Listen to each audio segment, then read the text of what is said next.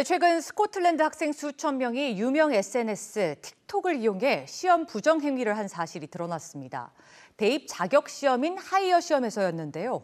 어떻게 이런 일이 발생했는지 글로벌 뉴스 브리핑에서 자세히 알아보겠습니다. 자, 금차호 기자, 학생들이 어떻게 SNS로 부정 행위를 했는지 그 방법이 짐작이 되질 않는데요. 네, 그 영국 언론 보도 내용을 종합하면 이 스코틀랜드 학생들은 틱톡에 시험 문제를 공유를 했습니다. 네. 예를 들어서 한 학생이 시험에 어떤 문제가 나왔는지 묻는 게시글을 올리면 거기에 댓글을 달아서 알려주는 방식입니다. 실제로 생물학 에세이 문제를 묻는 게시글은 15,000개의 좋아요를 받았고 이 게시글의 댓글은 4,000개가 넘게 달렸습니다. BBC 보도에 따르면 이런 부정 행위에 가담한 학생들은 수천 명인 것으로 추정됩니다. 네, 우리나라 수능에서는 기기 반입도 되게 엄격하게 제한하고 있는데 이런 게 가능하다는 게 참 놀랍습니다. 네, 그렇습니다. 근데 이게 코로나19 때문에 하이어 시험을 일괄적으로 좀 치르지 못한 게 영향을 미쳤습니다. 예. 이 스코틀랜드 교육당국은 올해 공식적인 하이어 시험을 취소하고 학교별로 일정을 잡아서 시험을 치르도록 했는데요.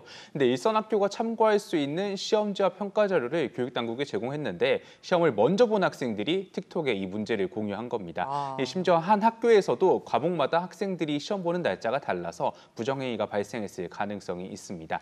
스코틀랜드 교육당국은 일단 부정행위에 참여한 사람들을 찾고 적절한 조치를 하라고 안내했습니다. 네, 또다시 이런 일이 없도록 잘 좀 유의해야겠습니다.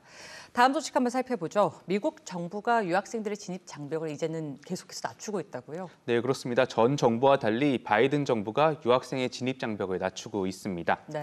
국익에 도움되는 사람들에게 발급되는 NI 비자가 있는데요. 코로나 이후 중국 등 미국 유학이 어려웠던 나라 학생들이 이걸 받아서 미국에서 공부하는 게 오는 8월부터 가능해졌습니다. 또 미겔 카도나 교육부 장관은 39조 원 규모의 팬데믹 구호지원금 대상에 유학생도 포함시키겠다고 최근 발표했습니다. 하지만 대학에선 이 정도 조치만으로는 부족하다는 의견이 많은데요. 특히 유학생의 비자를 발급하겠다고 했지만 아직 영사관이나 대사관이 폐쇄가 돼 있어서 비자 발급이 여전히 어렵습니다. 대학 관계자들은 지난 2018년 기준 유학생들의 미국 경제 기여 가치가 50조 원에 달할 정도로 중요하다면서 적극적인 유학생 유치 정책을 촉구하는데요.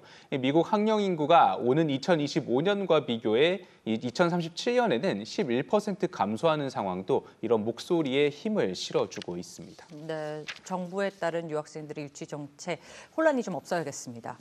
자, 미국에선 무상 등록금 정책도 현재 추진이 되고 있는데요.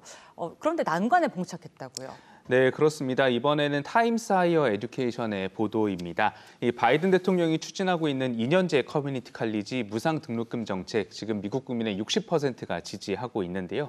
하지만 제대로 추진될 수 있을지 걱정하는 목소리도 나오고 있습니다.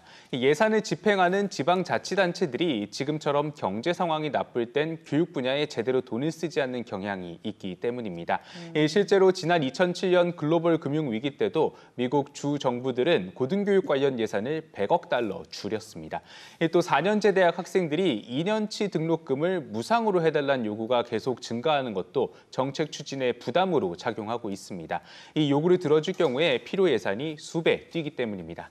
또 의회 설득도 과제인데요. 이 상원과 하원 모두 여당과 야당 의석이 비등하기 때문에 민주당 내부 의견을 잘 다독이지 못하면 법안 통과가 어려울 수 있다는 분석이 나옵니다. 네, 대규모 재원 투자가 얼마 전 이루어질 거란 얘기가 있었는데 어떻게 이루어질지 좀 궁금해지네요.